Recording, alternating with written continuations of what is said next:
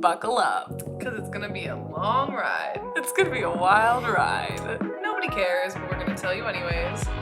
This is Popcorn Chats. My notes were a little more unhinged this time around. They're a little less organized. Yeah, girl, mine are too. I was having such a good time with this season, like having a good couple of beveraginos and just kicking back and getting really into this show. I totally resonated with your Snapchat to me earlier, and I was literally gonna Snapchat you this morning. I just, time got away from me, but when I woke up this morning, I was like, I can't wait to talk about Game of Thrones tonight.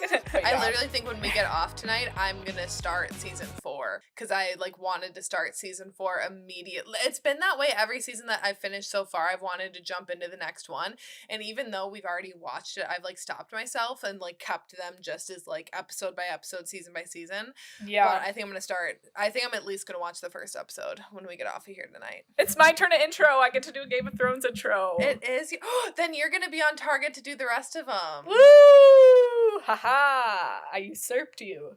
But I get to do Kenobi, which is on brand. I should get any Star Wars content. I should just automatically get that intro. Very true, very true. Okay, what's up, everybody? Welcome back to Popcorn Chats. I'm Katie. I'm McKay. We're continuing with our Game of Thrones rewatch series on Popcorn Chats. Today we are talking about season 3, the entire season, really just talking about everything that's going on in this season. However, this is a rewatch series, so we're going to do a disclaimer at the beginning of all of these rewatch episodes. There are spoilers ahead for this season and also the entire show, because while we're looking at these season by season, we're also taking into account the show in its entirety. And I personally really struggle with watching this show objectively without knowing what happens for all these characters. It's definitely a different experience as a rewatch, and it's very fulfilling to me at this time in my life, and I just feel like I really need it. It's such a different experience, insanely different, and we can get into that. But yeah, spoilers ahead, not only for season 3 but for all of Game of Thrones. I guess our hope is just that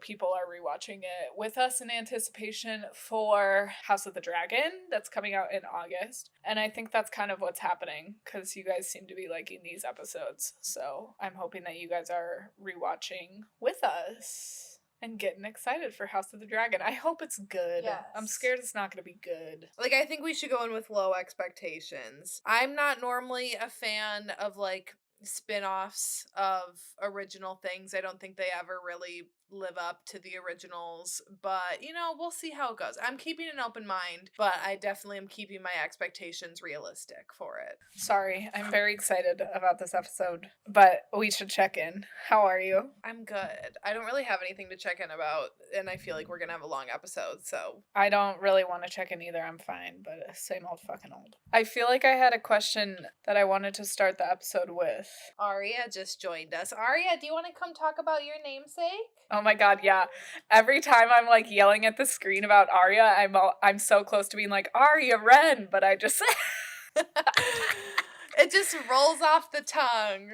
Also, Corinne was showing me pictures of the kitties the other day, and she's like, tell them I say hi when you record with Michaela. Tell them Auntie Corinne says hi. Oh, babies! That makes me so happy. I know, she's obsessed with them. It's so cute. That I don't feel bad when I asked her to stay, knowing that she likes them. Shoot, I thought I wrote a question down that I wanted to ask you at the start of this, but I guess there's a lot to cover here. But in this, sorry, go ahead. Should we do the 60-second recap? It's your turn. Sure. To start out. Oh god, sure. Yikes. Okay. Are you ready? I guess. Okay. 3, 2, 1, go. Okay, so let's start with what's going on in the capital. So Miss Sansa is turbulent as fuck. She was originally betrothed to Jeoffrey, but that shit is over because Lady Marjorie is coming in. She's like, girlfriend, I got you. No fucking worries. I'm gonna take this little bitch boy off your hands and manipulate his ass to get what all of us want. And then they hatch this plan for her to marry Marjorie's brother so that they can have this cute little life together. And meanwhile, Littlefinger's let me take you back home to Winterfell. And Sansa's like, you know what? No, because I might marry the Flower Prince, or the Knight of Flowers, or whatever the fuck, and have the life that I literally originally came here for, and I could get away from Joffrey, and me and Marjorie are gonna kick it and be bad bitches in the capital. I'm spending way too much time on this storyline.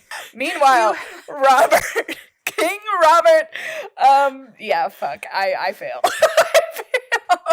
That was literally just a recap for Sansa and Marjorie at the bare minimum. And I barely even covered, like, any of it.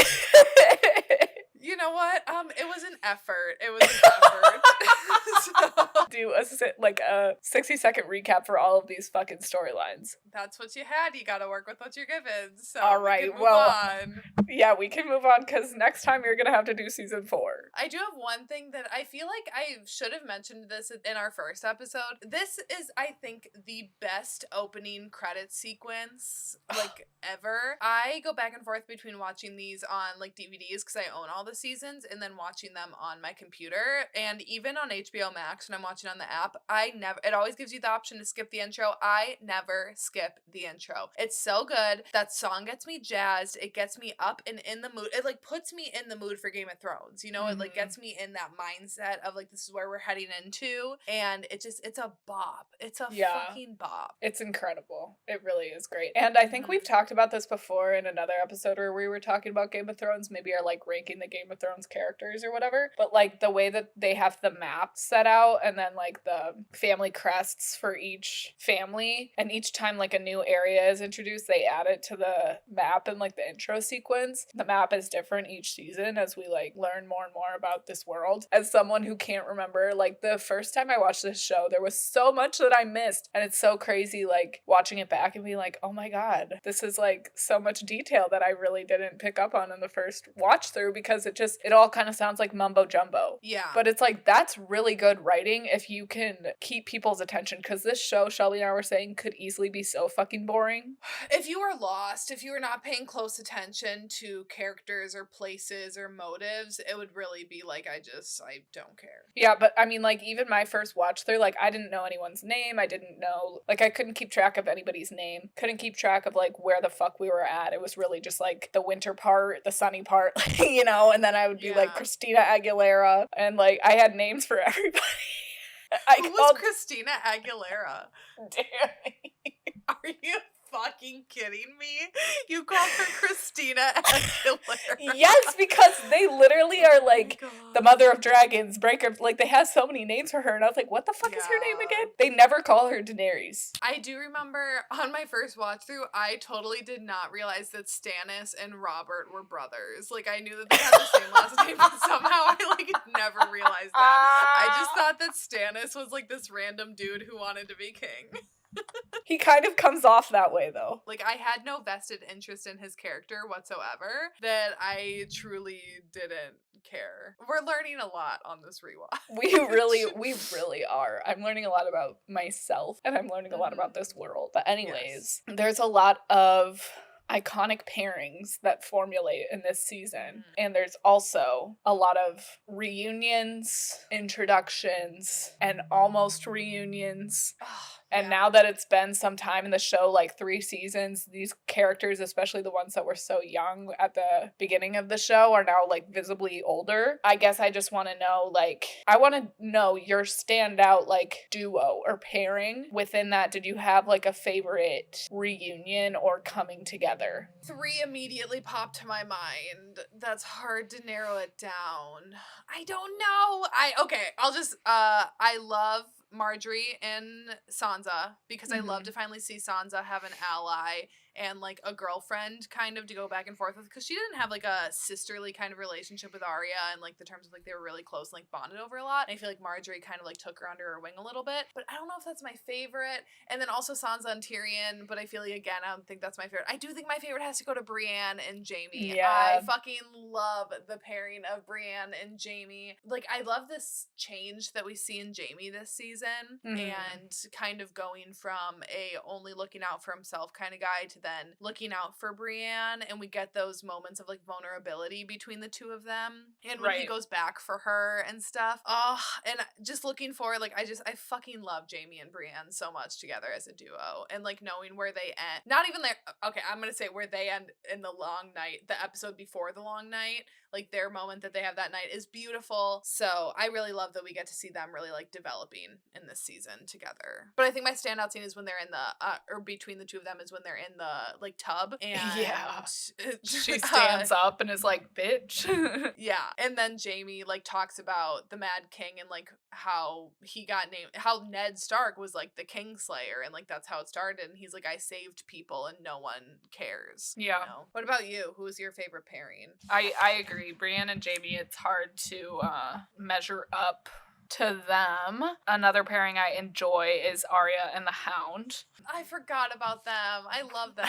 I wouldn't say they're my favorite of the season, but I do really love that dynamic. Love Tyrion and Sansa, and I also love Shay and Sansa, and especially when that situation gets messy when Tyrion and Sansa have to get married. But yeah, I also agree. I think Brienne and Jaime was my favorite pairing. And then within that, I think the reunion of Cersei and Jaime, even though it's like fucked up because they're siblings and they're in love with each other, like I couldn't help but be like, aw, when they got back together. And that's only because I like Jaime so much. Like that moment did evoke emotion for me when they were reunited, just because I know how much Jaime has been through too, and to see him like return home and no one even knows who he is, and like his hands chopped off. Yeah, I completely forgot that Jaime's hand got chopped off, and this like I completely forgot about that. So in that scene when that guy was being nice to him and kind of talking to him, like I knew something happened, but I couldn't remember what, and then his hand got chopped, and I was like, oh my god, it was like the first time I had watched it again. Yeah. So it's little things like that that I'm enjoying on the rewatch that still feel like fresh and new, because you like forget about, I mean, granted, that's a giant detail that I forgot, but it's a detail nonetheless that I didn't remember. So also another pairing that we get started but we don't really get into too much is Missandei and Daenerys. Yes, bitch. A truly fucking dynamic duo that I love so much, but I don't think in this season we got enough for them to like be a standout together. But moving forward, I love how their relationship grows. Yeah, also in relation to Dany and like her close personal advisors and relationships, I just think it's so cool how she has this effect over men where she just like says a couple things and they're willing to like lay their life down for her to serve her. And in this season we get Sir Barristan, is that his name? Okay, yes. That also, character is so fucking interesting to me, and I completely did not pick up on that. Did you have an epiphany about that, bitch? Yes. Oh yes. my god, I was like so excited in that moment, and I was like, this is gonna be another one of those fucking things like the Ramsay Bolton situation. He's that motherfucker at the beginning that Joffrey sends away to die, like in an island or whatever. So then when him and Ser Jorah are talking about like, you were there for the, like, you were gonna serve the Lannisters, you did serve the Lannisters, like all this stuff. I don't know, that's so interesting. I never put that together my first watch there. I was like, who the fuck is this random old dude? I know. I literally thought he was like a rando the first time. Yes. And then this time I was like, and I don't know if it's because, again, we're watching it in closer succession, but then again, I like binged this the first time I watched it too. Maybe it's because we have like a better handle on other characters, so we don't, like, our mind power isn't going to those to like sort them out. Yeah. And now we have like more brain power to be noticing these other people. But yeah, no, I thought the same exact thing. I was wondering if you picked up on that the first time or not as well. Yeah, no, I definitely didn't, but I think that's so cool, and it's interesting, like, how long it took him to get from King's Landing. It took him, like, we didn't see him at all in season 2. It took him that whole time. How far she is. Yeah, how far she has yet to go, and then also, like, the progress that she's made, because they kind of, like, met in the middle somewhat. Those so yeah, birds are so loud. Okay, let me close my window. I'm sorry. You can just hear them squawking while you're talking. Fuck. But yeah, his introduction and his, like, putting his whole belief, like, behind Daenerys. Same with, like, Grey Worm. And then Dario. I'm just going to call him Dario. I don't remember his last name. But I really like his character, too. And it's just, again, like, the way that these men are so affected by her and what she does. And then, like, the words that she says. As an audience member, I'm like, she should be the queen. Because, like, these men are all for the good of the realm. Like, they want what's best for everyone. Like, they don't really... Grey Worm doesn't have any, like, ulterior selfish motives. He literally was, like, raised to not have any feelings. but he's like compelled to stay with Daenerys even after she sets all of the Unsullied free. And then same with Dario, he's just like this kind of gangster who then is like, this bitch is rad as hell and I'm gonna kill my friends and help her because she's hot and I fuck with her politics. Yeah, and it's interesting to see the effect that Dany has over men, and then when you compare that to, again, I don't want to like jump ahead and turn this into a whole thing, but in season 8 when she and Sansa finally meet, and Sansa is like, like she is not under Dany's spell whatsoever. She's like, your logic is flawed, and she's not afraid to call that out. But then of course Jon Snow is like, my queen. Yeah. So it's interesting to see how she has all of these men right now, but then when she gets in the face of women, she doesn't have that same sort of effect. Where like Marjorie, I think, like women besides Cersei, who just like is a master manipulator, don't fuck with her. But I think other women are more drawn towards Marjorie. Yeah, when Cersei's like, if you ever call me sister again, I'll have you killed in your sleep. Like, Jesus, she's just trying to be nice. And when their grandma's like, you guys are gonna be in-laws and siblings. It's like the Lannisters already are set up for failure with like their inbreeding tendencies and the rumors surrounding that. Really and then it's like, my brother, father-in-law. Like, what the fuck? It's so fuck. And I love how even Tywin at one point this season turns to Cersei and he's like, you're gonna put those nasty rumors about yourself to bed. So I'm like, even their dad, your dad knows that you're fucking your brother. Like that is, it's like one thing when other people know, but when your own father knows that you two are hooking up, that's like really next level. Yeah, it is very satisfying to see Cersei in that moment being like, Tyrion, you have to marry a 14-year-old, and then the dad's like, and you have to marry a gay dude. Fuck you both. And then your brother comes back with one hand. Like, the Lannisters did not have it good this season. No, they kind of came out botched. And then it only gets worse for them when shame. Oh my god. I cannot wait. Yes. We have so much. I know, that's getting way ahead. Let's focus. Rein it in. Yeah, should we do standout star, standout scene? Sure. Or was your pairing like your thing? Or no, we can do standout star if you want, but why don't you start? Okay, my standout star, it was kind of hard this season because I don't feel like anyone really stuck out amongst the rest. I felt like there were a lot of people who were like pretty even in good storylines, where like in season 1, I was like clearly Dany, and season 2, clearly Tyrion. This season, it felt a little more of an even playing field, but I'm gonna go with the one that I just enjoyed watching the most then, when like I felt like her and some other people were in the running. Queen Marjorie. Yes, bitch. She's one of my favorite characters to come out of this show. I wish she would have been around for longer. I would have loved to have seen her. I would love to have seen her and Dany interact, actually. Yes. That would have been very interesting. We were robbed of that duo. We really were. Yeah, I really loved Marjorie. I love seeing her go up against Cersei. I love seeing her manipulate Joffrey, because so far we have seen everyone fail to manipulate him. Like, everyone around him has not been able to do it, and here she is doing it, and I love watching that. I love when she like gets out of her cart to go into the orphanage. I love when she like waves to the crowd and like pulls Joffrey over there, and they're chanting her name, and Cersei sees it, and Cersei is like, oh, that little bitch. And I love her relationship with Sansa. I love Lady Olenna Tyrell as well coming in. Like, I think she's fucking great. Marjorie for sure was who I like enjoyed the most watching. Yeah, I think the addition of the Tyrells within this season is like one of the strongest aspects character-wise, and definitely my favorite. I guess I wouldn't say she's my standout star, but I thoroughly enjoy Lady Olenna, the grandma Tyrell, because she's kind of the first person. Well, Marjorie and the grandma really challenged the two like annoying fucking Lannisters, Tywin and Joffrey, the two with like the most power and who have like been hurting the most people, it seems like. So to see that moment, one of my favorite scenes of dialogue is the conversation between Lady Olenna and Tywin about merging their houses together. They're kind of just like talking around the fact that Sir Loras is a sword swallower, like how she's just like openly like, oh yeah, he's fucking fruity.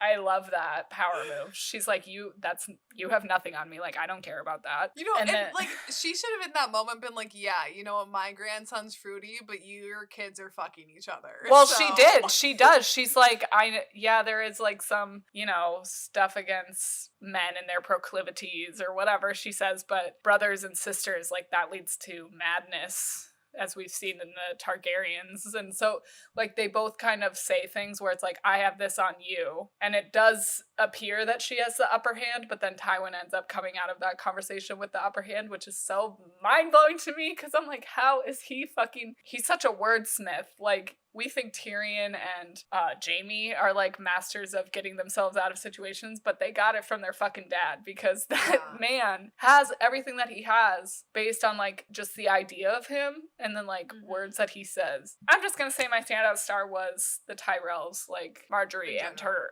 grandma, not necessarily Sir Loras. When he says to Cersei, "My father once said," she's like, "No one cares what your father once said." I was like, burn, David. See, again, that's another moment with Cersei where it's like, I like you. Like, even though I don't like you, I do like you, because you're just funny and witty, but in like a really fucking mean way. And it's very entertaining. She's ruthless. Another like example of really good scenes of dialogue are all the scenes between Tyrion and Cersei. They have so many deep talks. They have so many like real talks where they're just like straight up with each other. I fucking love the scenes with the two of them together. Agreed. Two super strong actors just like mastering these characters and the dialogue that they've been given. Especially when so many conversations are like shady between characters, because no one can like show their full hand, but in those moments they're like, I'm just gonna lay it out to you how it is. And it's like refreshing to watch two characters be that honest with each other, also be that ruthless with each other. Yeah, I love the conversations where people are just like dancing around the truth and like subtly revealing that they know the truth, but then not like giving their full hand away. Like all of Littlefinger's conversations, Peter Baelish and Lord Varys, like their conversations together, so shady. So fucking shady. It's like so the word Olympics with them. Like no one's saying like what they actually mean. And then standout scene was fucking hard. This was hard because there's like blatantly one of the most iconic scenes on this show happens this season, but I didn't end up choosing for that one because I do want to have like almost an entire discussion around that scene. If it's yours, that's fine and we can get into it then, but I purposely put it off because then I just knew that like we're gonna have a lot to say about that certain scene. So my other standout scene, which is one that like again is like one of the most imprinted scenes on my mind, I just didn't remember which season it happened, and that's when Dany gets the Unsullied, and then like seeing the dragons fly over them as they march out too, because that's like the first time that we really see the dragons like up in the air, and just like such a pivotal moment. Again, like Dany has so many, I feel like other characters have smaller moments, but Dany has really, really large pivotal moments for her character, and this was one of those. I love how she can speak Valyrian, but she does not let them know that because she knows that she is immediately underestimated and disrespected by the slave owner. Yeah. And if she keeps that to herself, she can use it to her advantage. And even when Ser Jorah is like, you're making a mistake, and like I do understand his advice to her, like, but we know that Dany has like this trick up her or like we know on the rewatch that Dany has this trick up her sleeve. But if you didn't, you'd be like on the same side of Jorah being like, do not give away your dragons, whatever. And I love seeing her like bypass that and be like, this is what I'm gonna do. And then when she has the whip and then she speaks in Valyrian and everyone is like, what the fuck? And the guy's like, you speak Valyrian? And she turns around and she owns him, and then Dracarys is his ass, and then when she like frees the Unsullied, but then you know they choose to stay with her. It's just such a good moment. And again, when you watch that, it's like, oh, how did we go wrong? I mean, like, I know how we went wrong, but also, like, it just makes me so sad watching a moment like that, in retrospect, knowing how far she falls. But it's still, like, such a great scene. Yeah, I would say that scene and the Misa scene in the last episode. My first time, this is hard. I fucking hate this so fucking much. I will never have the joy that I had watching this for the first time. That pride for her and that like, this bitch fucking rocks because it's tainted. Like, I cannot view those scenes, those amazing sequences and moments where she's just like winning our hearts over just for it to be fucking destroyed by the end. I will never have that feeling back again that they originally gave to me. It's awful. It's heartbreaking. And I would never fucking do that to a devoted audience like the Game of Thrones audience was devoted to the show. And if I ever see these writers in the streets, it's on site. I'm going to leave it at that for this episode because we know that I will go on a rant. It's hard. It's hard because there are certain character like, she could have still died and I would have still been happy with it. It's the turn that she took before dying it's the execution of it. It's just like the idea I get. And I appreciate, again, like last week's episode, I did say it was always there. Her, like, kind of sadistic crossing the line of, like, inflicting justice, you know, and what gives you the right to do that. I get that. I love that concept. The execution, babes. You fucked it up. You fucked it up, and you clearly did. And not only did you fuck it up, you didn't care. It was rushed and botched, and I hate you. I would love to, like, if I could sit down with, like, Emilia Clarke, Kit Harington, the guy who plays Varys, like, some of those characters, or some of those actors who play those characters, and be like, tell me what you actually think. Because I know for, like, Jon Snow, his entire character arc was built up to kill the Night King, and while, like, I love that Arya is the one to do it, like, that was Jon's whole fucking arc, was building up to him being the one to kill him, and then he doesn't, and then he ends up killing Dany. And, like, I'd love to hear Emilia Clarke's perspective of her. I know Varys, like, the actor, when he read that at the table read, when, like, he dies, he just, like, put a script in the middle of the table and just sat there for the rest of the time. Like, I would love to hear some unfiltered opinions from this cast of what they actually think. Yeah, a 10-year reunion. Like, HBO is famous for those. So, like, I don't know if they would do it within their own, like, content, because it probably wouldn't be as, like... I don't want to hear them be like, oh, it's so great. Like, I want to hear them be like, no, I want to hear the tea. Yeah. But I don't know if they would, like, be so candid about their own content, but I would fucking live for that shit. Sophie Turner is probably one of the only ones who walked away satisfied with her storyline, because, I mean, she had clearly the best ending. Digress. We'll get to that in a couple of months here. I mean, those would be my standout scenes if they didn't fuck her shit up. I really enjoy, again, like, Tyrion's whole deal in this season, and just how he's kind of in the center of a lot of difficult situations, and he just handles it all the best that he can. So I think probably one of my favorite scenes is just, again, like, how he treats Sansa in that moment where the two of them are, like, plotting on how they can get those two men back who, like, talked rudely to them. I don't know, it's not a very epic scene. It's not a very, like, cool scene. I mean, the scene with the dragon and how she's, like, Dracarys, like, that shit is still, it still hits. It's still a standout. But again, I just had to say, it's tainted. I mean, we got quite a few introductions, so kind of two came in together. Are Missandei and Grey Worm. Two of my fucking favorite characters. I love Grey Worm so much. I was so excited to see him in this season. So let's start off with we kind of already talked about Dany. Do I have any other... I don't have any other notes about Dany. Do you have any with her and, like, Grey Worm, Missandei, their kind of crew? I think that whole crew, again, just, like, I love the addition of these people and how, like, Ser Jorah is being challenged a little bit by Ser Barristan and then Dario later on. You know, it's good that she doesn't only have one advisor, and she has people to, like, from different parts of the country to, like, help her. She has such a, like, a diverse group. I mean, granted, they're all fucking white men, but she has, like, people from all over Westeros to help advise her, and I'm glad that she has, like, even though I do agree, like, with what you said last time, that she definitely wouldn't be where she's at without Ser Jorah and his, like, knowledge of things. In this season, without Ser Barristan and Dario, and then, like, Grey Worm and Missandei later on, if she was just listening to Ser Jorah, she'd be fucked, because she wouldn't have done that whole dragon thing and gotten the Unsullied. I also really love the moment when So Missandei says all men must die, but she says it in Valyrian.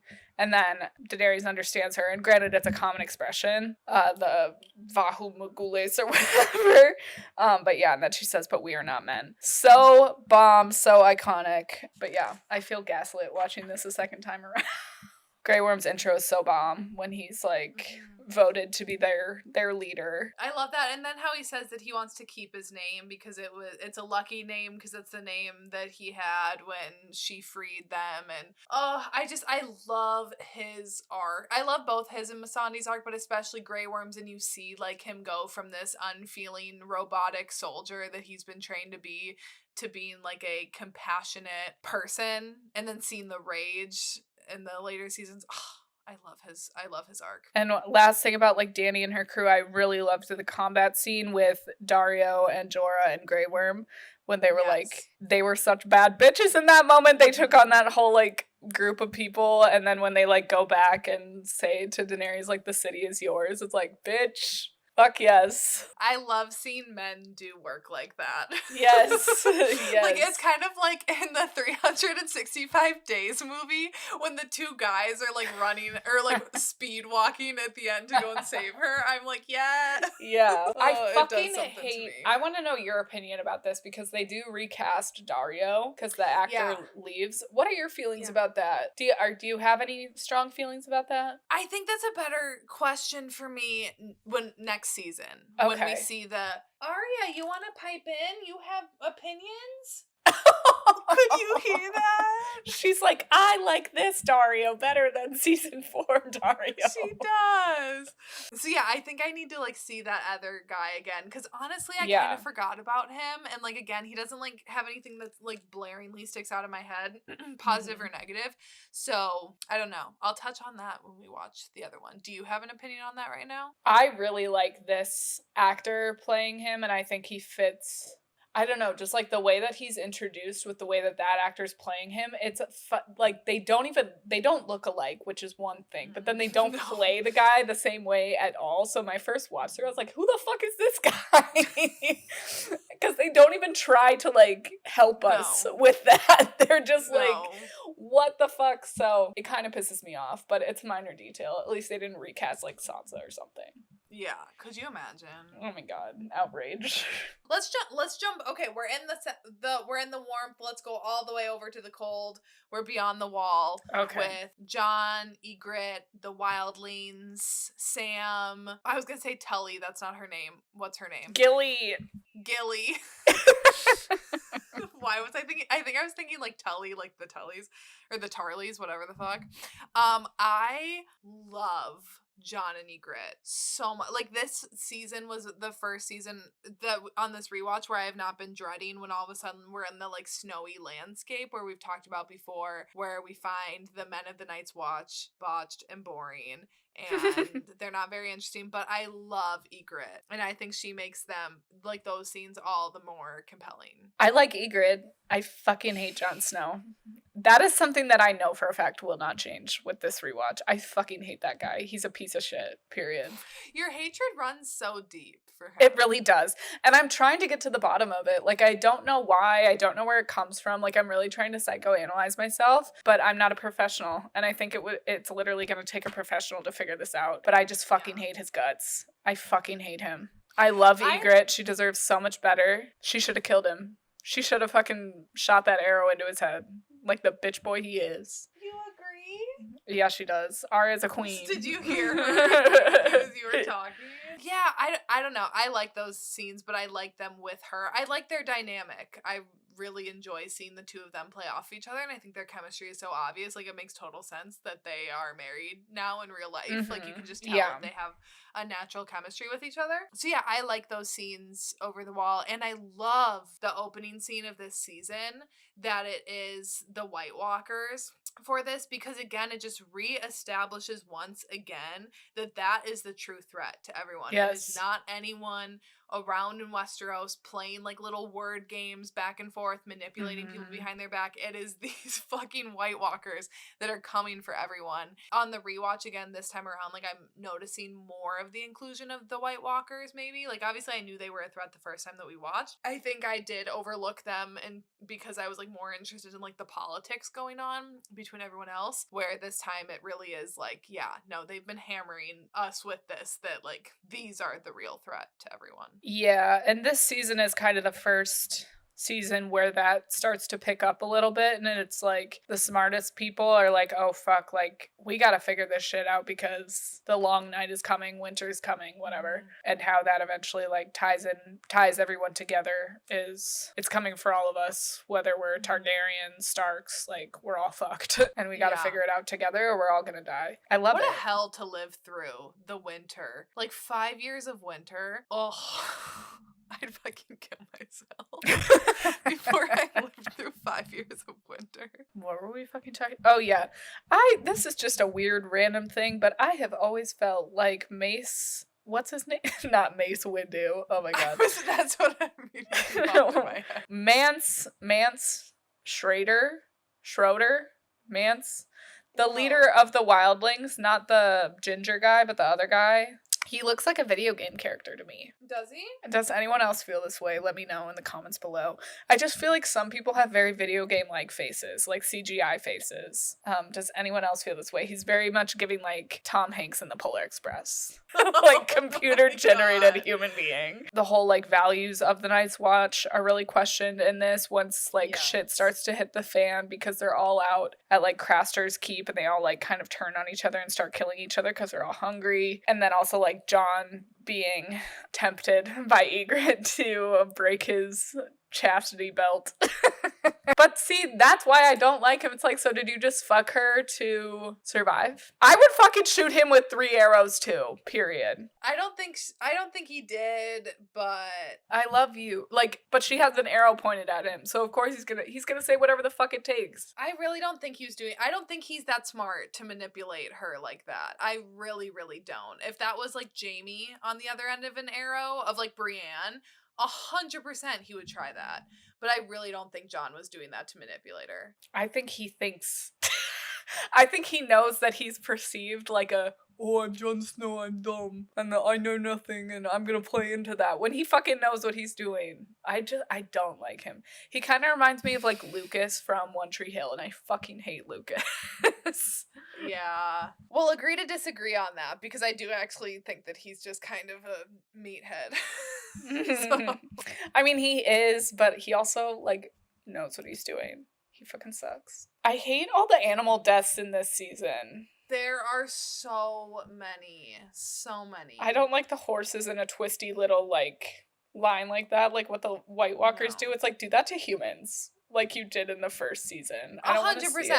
I don't want to see the horses like that. They didn't do anything to you. I would love to see corpses, but not of horses. Yeah. I really like Sam's storyline in this, from him going to like literally giving up and telling his brothers to like leave him and walk on, to then him like literally killing a White Walker and being the first human to ever do that. So dope.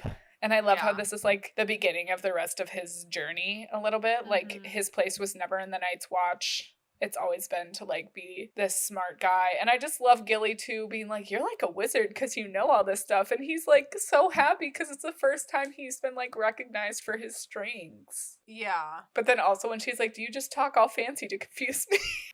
I was like, I can relate to that, because when people talk like science, I'm like, huh? Well, it's like, because Gilly, you're also another product of incest, so I'm sorry, you probably feel dumb. Shall we jump over to Jaime and Brienne on the road? Yeah, let's fucking do it. One conversation that I really like, this isn't even with Jaime and Brienne, but it is with Jaime, after his hand is chopped off and the healer is like tending to it out in that field or whatever, and they have a conversation about how the healer like learned how to do these things, and how it came out that he was like experimenting on people and like dying people, and was was he the one who was kind of like, that's kind of fucked, and the healer was like, well, you kill people on battlefields, so how are we really like, I'm doing it to try to help people, like, how are we any different? And I think you saw like the wheels kind of turning in Jaime's head of maybe like opening his mind a little bit more to other people and just other perspectives, because I do think that even though he has been like out and around more people, he still has lived like a fairly sheltered life in terms of like viewpoints. You know, he has Tywin as a dad who's obviously not going to let you like think for yourself a lot, and he's like always been under Cersei's control, I think literally since they were young. So it was just interesting to see him like get to know other people. Yeah, and it's hard to even pinpoint what the turning point is for Jaime. Like, I mean, it is when they get captured by the Northmen. Who is it? Like Bolton's people? I don't even fucking remember. I think, because isn't it Lord Bolton at one point that they meet up with? Yeah.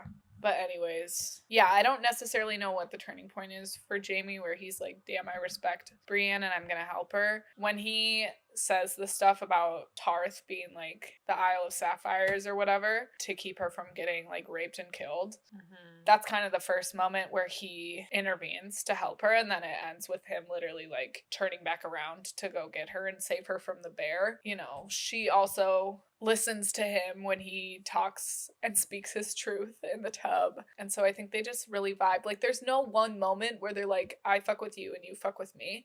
It's just literally like this circumstance where they are seeing each other at their lowest low. He's seeing her almost raped several times. She has to wear a dress, which clearly like does not fucking check out with her gender performance. No. They're both getting beaten, like starving probably. They're both messy, yucky, like not where they want to be. Jaime gets his fucking hand cut off, his sword fighting hand, so he's going through a fucking identity crisis.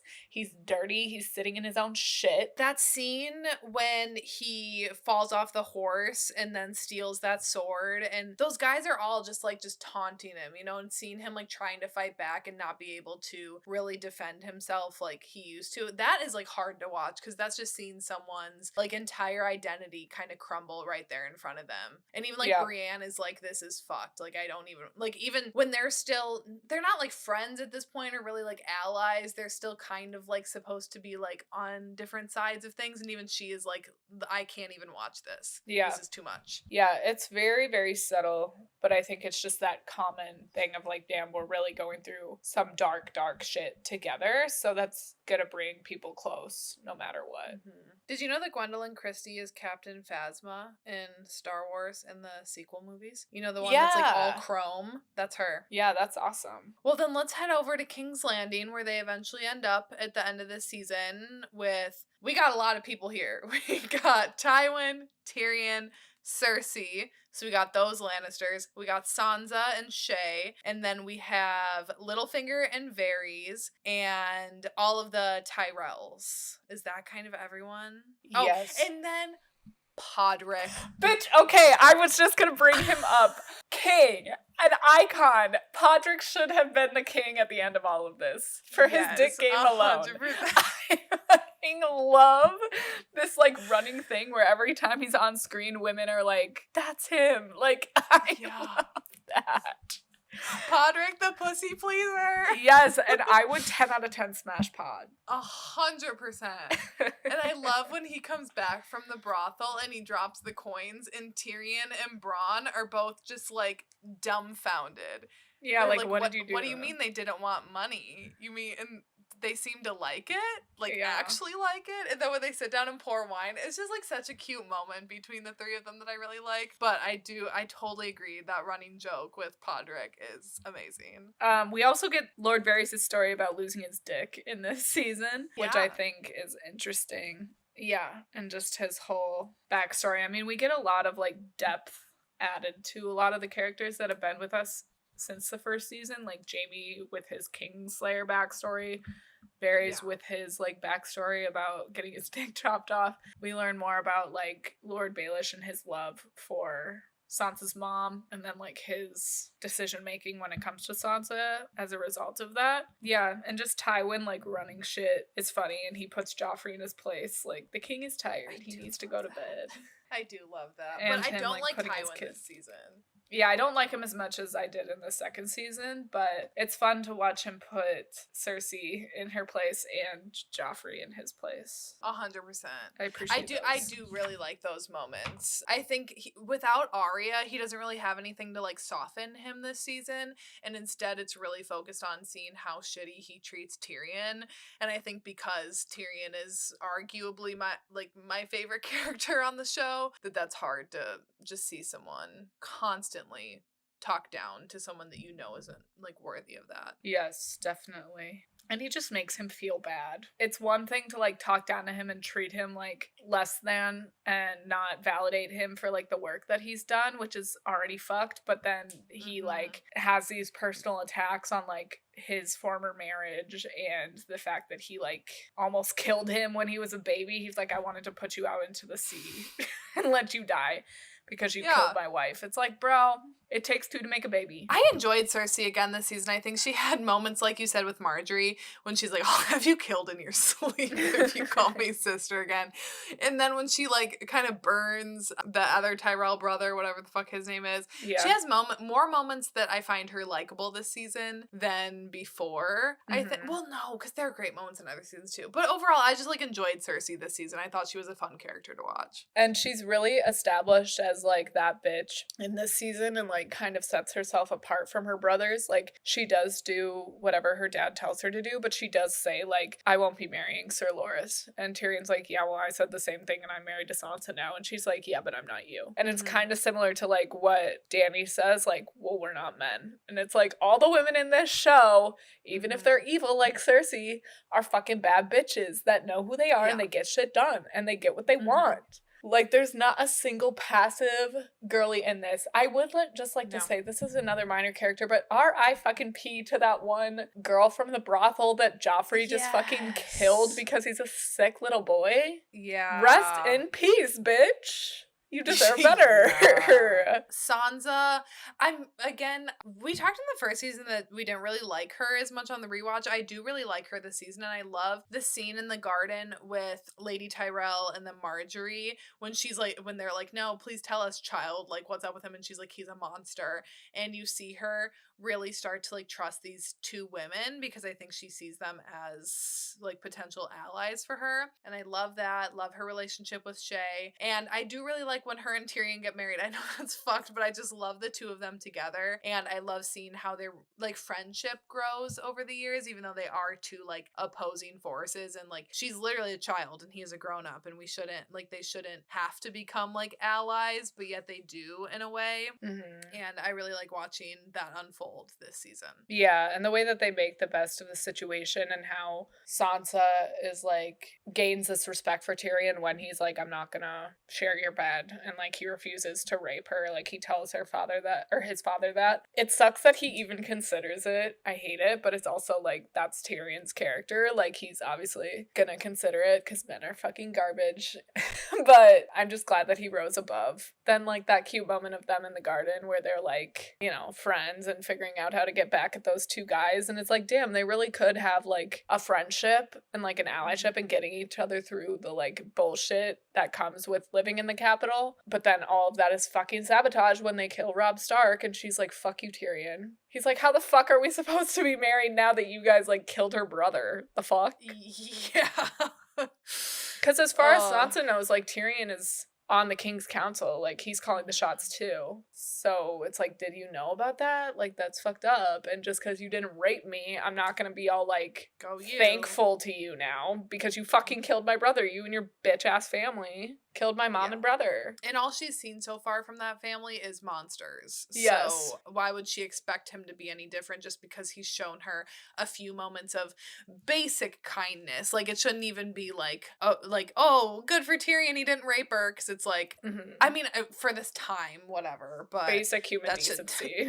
Exactly. Like the bare fucking minimum. I did like seeing that though this season. And I really love the relationship between Shay and Sansa and how Shay's like, I would die for her. It's very sapphic to me. I think that's just how my brain works, but they do like have some very intimate scenes together with the two of them, and I think it's just like female friendships and confiding in each other. I mean, that's like something that happens in real life too and has been happening because like we choose our friends. We don't get to choose people we married back in the day. Like people chose their friends, so friendships were more intimate and loving. And I feel like that's kind of what's happening here with Sansa and Shay and Sansa and Marjorie. Like she's really clinging to these women that she finally feels like she can trust, like you said. And then just the added layer of like Shay is in love with Tyrion and Tyrion has to marry Sansa and that whole situation, and Shay literally has to like wait on Sansa basically, and like such a sticky situation. But Lord Varys asking her to leave makes no sense to me. Unless if because they knew that, or if he knew about the plot to kill Robb and then knew that if the Lannisters had kind of like the last Stark in their hands, if he was concerned about her dying, where if like as long as a Stark lived, there would still be like some sort of hope for the realm. That's kind of the only thing that I could think of. He goes into that conversation saying, you've changed Tyrion for the better, because he used to like drink and whore around all the time, and now he's like literally saved this city countless amounts of times. He's still an alcoholic, but you win some, you lose some. And then he's like, but you need to leave because he's the only man that can save the realm. Like he's one of the only people who's still good for the realm and who can still save it. So like that makes no fucking sense. If you're saying that she brings out the good in him, why is her leaving gonna help the situation? And then how she's like, if he wants me to go, he can say it himself, is like the whole downfall of Shay, which I fucking hate. I love Shay, but that makes no sense. I don't like that. I don't really have anything on Littlefinger or Varys otherwise. Like, they were fine this season, but, I mean... Yeah, they're not hugely... Like, as far as the council goes, it's a lot of, like, Lannister dynamics, family dynamics, and not as focused on them. They're very fat-phobic, especially in the capital. Yeah. And just in this show in general. Like, people are very fat-phobic, and it makes no sense. Like, they're so mean to Sam for being a little bit more on the chubby side. They're so mean to Hot Pie, or whatever that kid's name is that's, like, running around with Arya. Like, that. Why are they so mean? Like, these people aren't... I don't know. It's just really rude. Well, and also being bigger, like, in history used to be, like, a sign of wealth because you had money and stuff, and it feels like it should be more that way here. Like, the Lannister, like, how Robert Baratheon was bigger, like, all the Lannisters should be fat because they should be able to be like, look at us, we always have food. Right, yeah. Then let's head over, I think we kind of have, like, four main plot points left. So let's head over to the Red Woman, Sir Davos, and Stannis Baratheon. So Stannis is licking his wounds after Battle of the Blackwater in season 2. Sucks to suck, Stannis. And the Red Woman is on some new shit in this. And Sir Davos is put in prison by his BFF Stannis because Stannis can't think for himself. Yes. Also, we have the introduction of Stannis' wife and his daughter. First of all, completely forgot about how cuckoo for Cocoa Puffs his wife is. The fucking fact that she has her babies in the tubes. Get the fuck out, you crazy ass bitch. And then why does Stannis suck so bad telling his daughter, like, well, he's in prison. He's like, that's her only fucking friend. And you never come to see her. You have her locked away in this tower because she's got eczema. Like, bitch, we all have eczema. That's what you call it. The onion pirate or whatever. There's two really cute girls out biking. Cute. Anyways, sorry. I got really distracted by that. I love Sir Davos. And, me too. What's her face? What's her name? The daughter. Yeah. Yeah. She got fucked over because Stannis is her dad. Period. He sucks. He does. And you know what scene was interesting was when Stannis is talking with his wife and you see them interacting. I'm like, you can tell that Stannis actually like loves her, which is kind of confusing to me because I think it would make more sense if he was kind of like Robert Baratheon in like the first season who like doesn't really care about his like betrothed wife and is like off running around with other women, and like that's fine with him because he doesn't really have any love for Cersei. But then when you see Stannis, it's like I think he genuinely does love and care for his wife, so it's interesting to then see how he's so easily swayed and like drawn into Melisandre as well. Yeah, and he does apologize. He's like, I've been unfaithful to you. And she's like, well, she told me about it and it's all chill. She's just like too far down the fucking religious hole. And I do want to talk about that. Like being a non-religious person myself, which I don't even know if I can say that. I was talking about Jesus last night. This is such a deviation and I apologize. But I was talking about Jesus last night and I was like, I don't believe in that. Yeah. But I'm still scared though. But Katie, because I have also been thinking about that same thing. Well, not like Jesus in general, but like the whole entire Bible. What the fuck is that? Yeah. What is it? I give it a 2 out of 5 stars on Goodreads. Oh god. Yeah, but I just think that they do portray these religious people a little bit crazy, like they're talking a little bit lunaticery. That's not a word, but you know what I mean. But also, like, there's dragons in this show, you know, so who's really crazy? But I like how the show kind of lets you choose what to believe. It never, I mean, clearly we see this lady, like, birth a fucking demon baby, and we see, like, some crazy shit in regards to the Red Women, but we're never like, damn, the Lord of Light is a real fucking thing. Like, we see this guy getting brought back to life, that whole group of people. I don't give a fuck about them, but they do, again, like, this Lord of Light situation is kind of important. Yeah. But anyways, it never fully is like, yeah, this is for sure a thing, like the Lord of Light is a real thing. Like, it never says that. Stannis is dropping these fucking little lychee babies into the fire, and he names 3 people that he wants to die, and lo and behold, bitch, spoiler alert, they all fucking die. So was it the Lord of Light, or was it circumstance? Who were his names again that he dropped in? He said Robb Stark, which RIP this season, and then we have Balon Greyjoy and Jeoffrey.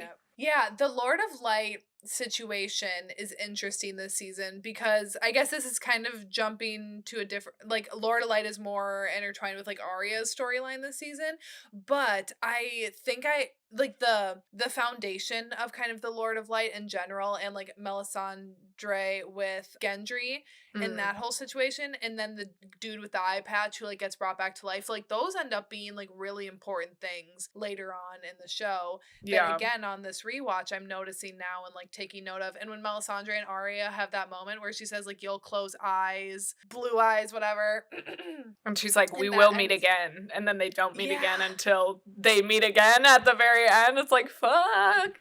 Yeah. So like, good. So good. It's those such good writing. And it's like, how did you fuck this up so bad? Well, how did you do stuff like that, but then you did other stuff? Right. Like you are capable of good things, but then you're also capable of bad things. But yeah, I think I enjoyed Arya's kind of time with like the Lord of Light people more this time around, only because of that, because of the foundation that it's laying down for things to come.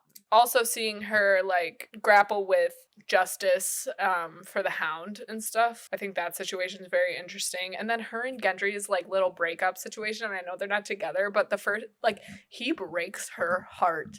And that didn't resonate with me that early on. But when he says like, yeah, I'm gonna like stick with these people, she's like, we're a fucking team, bitch. Like, we can be together. We can be okay together. And he's just like, I gotta go my own way. No. But then he comes back for her punani later. Yes. And bitch, his dick is almost showing. It is. When she's like pulling his pants down, I'm like, that is a lot of dick that I'm seeing right now. I forgot about that whole scene, kind of. I forgot that they really interacted at all. And I was about to be like, I really loved that scene, but I did like it. Yeah. I think too, because you know how it's talked about all the time, how like men can't think for shit on this show, that they all just like think with their dick. That is a classic example of it. Yeah. And so when he's like, she was saying big woods with no clothes on, I was like, I felt that so hard. And also, like, I would too, though, because I think the Red Woman is so, like, just intriguing, you know, like, between, like, her looks, her voice, the way she talks, like, I would be under her spell as well. Me too, dude. Me fucking too. I would be so easily manipulated in this time. Like, I would be like a Theon, where I just, like, play my hand so easily. And I would be trusting the wrong people. Like, you know how Sansa just kind of is lucky to put her trust in the Tyrells? Like, good fucking thing that they weren't evil. I would be putting my trust in, like, fucking Peter Baelish and getting my shit rocked, like, straight off in season 1. Or, like, putting my trust in Joffrey. I'm like, no, there's good in him, I bet. No. Yeah, botched. I think it's nice that Sir Davos saves Gendry, and he's just always doing what's right. And again, I think it makes sense that Sir Davos eventually ends up with Dany. Like, all these people that are just out for the good of the realm, period, and just, like, doing what's right, end up with Dany. Like, Jon Snow is always just doing what he thinks is right over what's easy, and he ends up with Dany. Same with Varys, same with Tyrion. Arya, the Hound, and Lord of Light. I mean, we already kind of talked about Lord of Light, but Arya's journey and how we talked earlier in the episode, another pairing that we get starting is Arya and the Hound. Yeah, and we fucking love it. I mean, the Hound is such an endearing character. He really is. Watching him eat those pig feet, though, had my tummy turning. I did not enjoy that sequence. But yeah, I fucking love him. Obviously love Arya. I really like how he aids her character, and part of her growing up is, like, realizing that people have layers and, like, your pursuit of justice isn't necessarily absolute. And I think that's where Arya and Daenerys are different, whereas she can, like, change her perspective on people, whereas Dany, once she condemns someone as guilty, they're guilty forever. And I think Arya is still in that phase right now of her life. Great, but she's young. She's still a kid. And she's like, what you did to my friend, unforgivable, bitch. You will die. And I will be the one to kill you. I'm gonna stick a sword through your eye and out through the back of your skull. And she tries to kill him with the rock, and he's like, you can try one time. I love their relationship, and I love how he's trying to bring her back to her family, and he's like, oh, it's just because they'll pay me for you. But it's like, no, you care about her, bro. Like, it's I know kind of like you with do. Sansa. Like, when Yes. he was in the capital, he was always kind of helping her out. And again, he always was kind of like under orders or whatever. But it's like, no, it's because you genuinely don't want to see these children suffer at the hand of people who only want to hurt them or use them or manipulate them. I love seeing that. Like, that, like, kind of, like, protectiveness transfer from Sansa to Arya this season. And he'll be the first person to be like, yeah, I'm not a good person. There is good in him. He's trying his best. He's been through trauma. He's healing. He's trying to heal. Yeah. I love the Hound. Me too, dude. I like him a lot. And how he's still like, fuck Joffrey and fuck the queen. And I just like how he never, like, goes back to that situation. Because he deserves better, and he knows his worth. He does. And he does. The Blue Balls close encounter. Girl! Yeah. The Frey territory. Should we, I think, do you have anything else kind of on Arya and the Hound, or are we safe to kind of jump into the Reigns of Castamere episode? Is that what you want to talk about, or do you want to get Theon out of the way quick? We can get Theon out of the way quick. Because I don't want to save him for last. Okay. Theon, you little fucking bitch. We have another character introduction in Ramsay Bolton in this season. I would argue even more twisted than Joffrey, but I do think they're equally fucking crazy. And I think two of the only actual straight up evil characters that we have on this show. I knew how twisted Ramsay was going into this, but I forgot that he, like, let Theon escape and told Theon, like, here, take this horse, ride out here, and then, like, he saves Theon, and then he, like, leads Theon back in, and that was all just, like, a game to him. And he did that all because he's, like, what, fucking bored? Right. Like, that's the thing. It's like, that took so time. psychotic. That took time and planning and resources. And like, killing his own men. He literally killed his own men for his own personal enjoyment out of torturing Theon. Yeah. You did that for what? Literally, like, when they're about to, like, rape Theon and then he, like, kills them all, it's like, what is wrong with you? Like, why are you so fucked up? He has major daddy issues. 100%. And then when he sends in those two women to, like, take care of Theon and be like, hey, we're just here to show you a good time. And then once again, he comes in and just, he is, like, next level psychotic. It's captivating to watch because this actor plays him so well, and he, like, you see just, like, the sick enjoyment that he's getting out of every single moment with Theon, but also, like, your stomach literally turns watching him because you're like, that is, like, what a purely evil person looks like. Yeah. And this show does such a good job of situations like this where it's like the end of the first season and season 2 especially, like, we fucking hate Theon. Robb Stark is dead basically because of Theon. Like, he is just such a fucking little dick. But then the show's like, do you really want to see him get tortured? Do you really want to see him get what he deserves? And it's like, no, I don't want to see his finger get fucking peeled. I don't want to see his dick get chopped off when it's hard. Like, this is fucked up. And same with, like, they're like, do you really want Joffrey to die right now when it's going to implicate Sansa and Tyrion, your two favorite characters?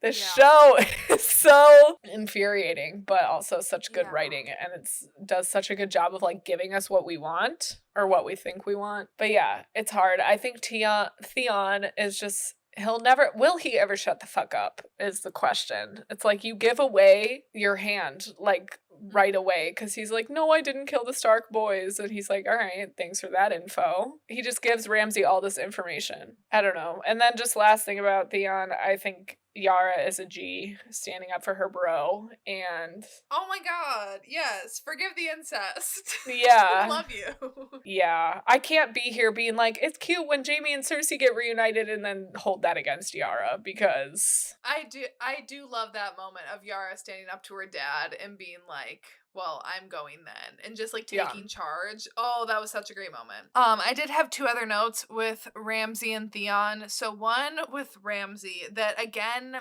this second time around, because obviously we hadn't seen Battle of the Bastards the first time we were watching this, but what a great archer he is, and how, like, accurate he is.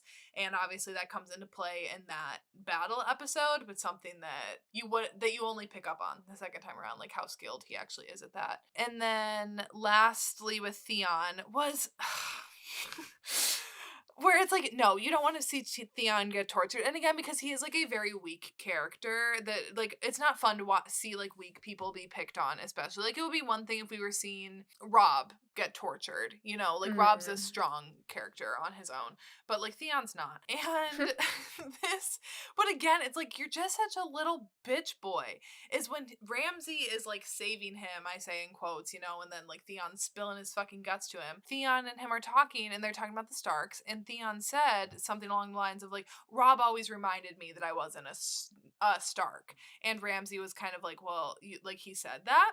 And Theon's like, no, he didn't say it. Or, like, he never said it. It was just him being him and being what he was born to be. Well, It's what like, the fuck do you expect from him? Like, exactly. he was a child as well with you. He was not, like, he wasn't being a Stark to rub it in his face, rub it in your face. He was just being what he was supposed to be. And, like, once in that moment, it's like, Theon, I want to fucking root for you right now, but you're, like, still just pissing me off. Last, like, storyline that I don't care about, that I just want to get out of the way before we talk about the Red Wedding, is Bran. I don't give a fuck about Jojen or his bitch ass sister.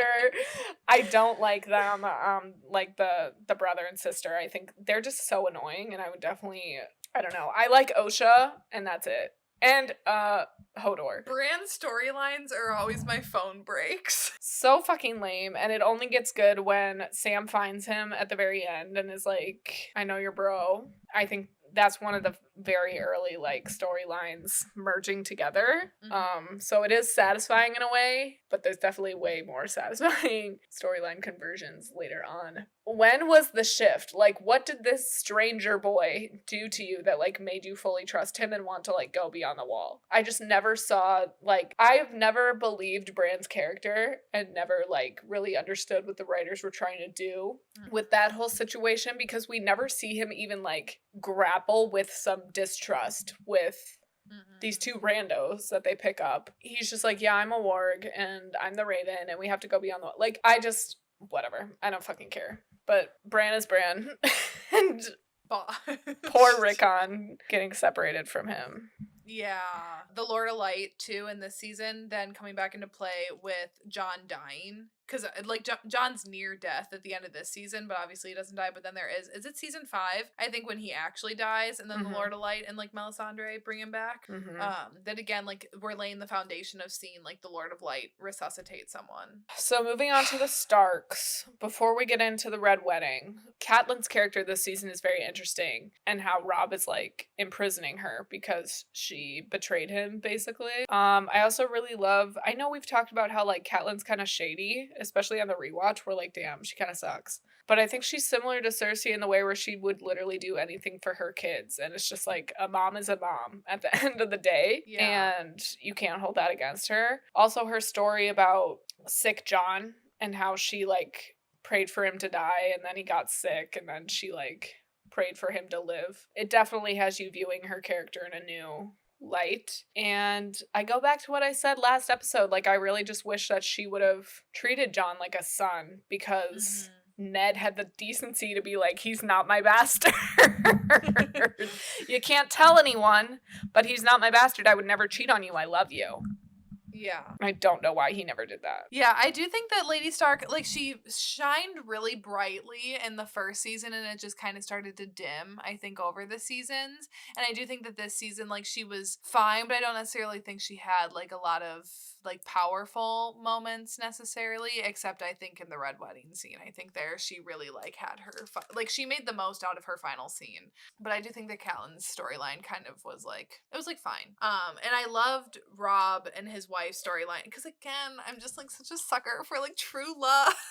Yeah. And you can just tell that in a world where like all of these people are married to people that they don't even want to be married to, and don't love each other, and like end up hating their wives and husbands, to see like them genuinely in love and like making plans for their future, and it only makes that like more heartbreaking to see them die. Definitely.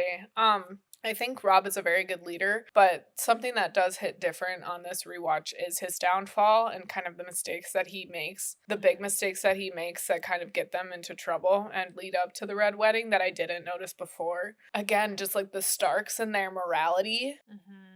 It's always a downfall for him. It bites them in the dick, because here he is, like, sparing his mother, obviously. It's like, what do you expect this man to do? You know, like, he's not gonna hang his mom. He's beheading this Karstark guy because he killed the 2 Lannisters, which, like, I get it. He's like, they're innocent boys, yada yada. Like, I get that. But also, you need the Karstarks to win the war. I think that was, like, the beginning of the end for him, honestly. Yeah. Yeah, that, and then just, like, the decision to go back to Walder Frey and the twins. They're like, if he cooperates. It's like, this man is too salty to be cooperative. Y'all are making a deal with the devil. Like, you're literally fucking with the wrong bitch. And you got yourself fucked. The Red Wedding never gets any easier to watch. I will say, this was the first episode of Game of Thrones that I ever watched, was the Red Wedding, because my friend in college was watching the show, and they're like, this is a really fucking tough episode apparently, and I need someone to watch it with me to like get me through it. I'm like, okay, fucking whatever, like, I'm never gonna watch this show. Here I am. I was like, yeah, whatever, I'll be your emotional support. So I sit down, and my friend is just a wreck. And I'm like, what? She's like, these are the main characters just fucking bleeding out in front of it. Like, she was screaming, like, she was distraught. She was like, oh my god, oh my, like, freaking out. So I am sad that this was the first Game of Thrones episode that I watched, because then, like, going back, I knew all along that Robb was gonna bite the dust. But yeah, it still never gets any easier. And when that song starts playing, ooh. And you see that moment of realization on Catelyn's face. It's very reminiscent of Marjorie that we get later on. I was just gonna fucking say that, bitch. It's hard. Yeah, because these women are on top of this shit. They know to always be on guard, where like men are just fucking comfortable because they don't have to be like women. And the song starting to play, the door is closing. Like, again, when I was watching this episode, I felt that sense of like being trapped with them. Like, I think that scene does such a good job of making you also feel closed off with them in that moment. Oh, it's just so fucking hard, especially when it starts off with Rob's wife being stabbed in the stomach, where we know that she's like newly pregnant, and they had just said, like, if we have a boy, I want to name him Ed or Ned, not Ed Stark. Yeah. It's so hard to watch. It never gets any easier. Rob's wife is stabbed and bleeding out. And then, like, all those arrows. And I think, again, like, even watching it, like, I know, obviously, that they all die. Watching it the second time and seeing Rob get shot, like, multiple times and, like, seeing him fall. Because we haven't, like, seen him fall. So far, we've seen him have, like, a lot of victories and be very, like, triumphant in battles. And to see that first fall is hard. And then when he, like, starts crawling over to his wife, and Catelyn is also shot, and she's, like, looking for a way out, and her begging Rob to get up and leave and, like, to spare her son. That, I think, is, like, she really goes out with a bang, because that is an incredible performance, again, of just seeing, like, a mother. Like, it's not at this point, like, about allies or kings or queens or, like, war or any sort of that. It's just the love that a mother has for her son, and, like, her firstborn son. Oh, it's so sad to, like, hear her yell. And then after she sees him die, and then when she, like, gives up, she slits the throat of Walder Frey's wife, and then she just stands there. Like, she drops her weapon. She's like, I'm not even gonna fucking do anything. I have nothing. And that period of time is always so excruciatingly long. I've watched this episode now, like, this would be my third time probably. And oof, it's always like such a excruciatingly long period of time where she's just standing there, like, defeated. And then the guy, like, comes up and like, oh, it's so fucked. And am I wrong? I know this is getting ahead, but isn't this the same song that plays when Joffrey dies at the Purple Wedding? Is it really? The Reigns of Castamere or whatever? Because that's how Catelyn knew that something was up, was when the song started playing, so that wouldn't surprise me, actually. Also, I think, again, we've had, like, moments like this before with Ned dying and, like, Robert dying in the first season, and then, like, even Khal Drogo, like, main characters dying. This isn't new to us, but again, just, like, three taken out in one single scene in grandiose fashion. Again, just reminding the audience that literally no one is safe. And obviously we see that starting right off with a bang in the first episode of season 4. It's so well done. It's a great episode. Even, like, on the rewatch, it's still really, like, good to watch. Yeah, it's just such a well done show. And that's why, like, I say so confidently with my full chest, they just stopped caring.